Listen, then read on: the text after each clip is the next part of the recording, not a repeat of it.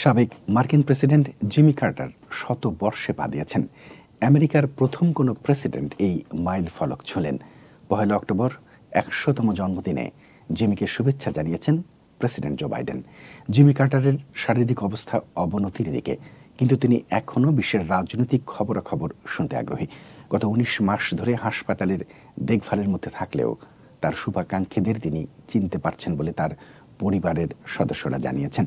১ অক্টোবর জিমি কার্টারের শতবর্ষের জন্মদিন উপলক্ষে একটি ভিডিও বার্তা দিয়েছেন প্রেসিডেন্ট জো বাইডেন। তিনি বলেন, কার্টারকে মার্কিন ইতিহাসে প্রিয় বন্ধু এবং সবচেয়ে প্রভাবশালী রাষ্ট্রনায়কদের একজন হিসেবে উল্লেখ করেন। আরও বলেন, মানুষের কল্যাণে তার দেখানো পথ তাদের সবার জন্য একটি পথ প্রদর্শক।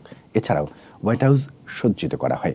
এর আগে জর্জিয়ার আটলান্টায় কার্টার সেন্টারে অনুষ্ঠিত এক সভায় জিমি কার্টারের নাতি জেসন কার্টার জানান, তার দাদা হাসপাতালে যাওয়ার সময় যেমন ছিলেন এখনও একই অবস্থানে আছেন।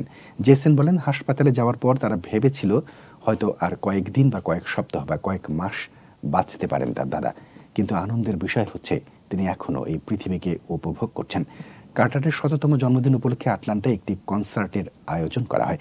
খ্যাতিমান শিল্পীরা এই অনুষ্ঠানে সঙ্গীত পরিবেশন করেন।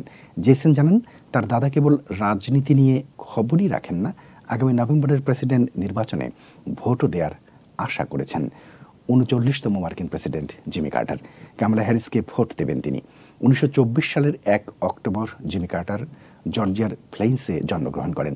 ১৯৭৭ সালের ২০ জানুয়ারি থেকে ১৯৮১ সালে ২০ জানুয়ারি পর্যন্ত তিনি প্রেসিডেন্টের দায়িত্ব পালন করেন। তিনি নোবেল শান্তি পুরস্কার পেয়েছিলেন।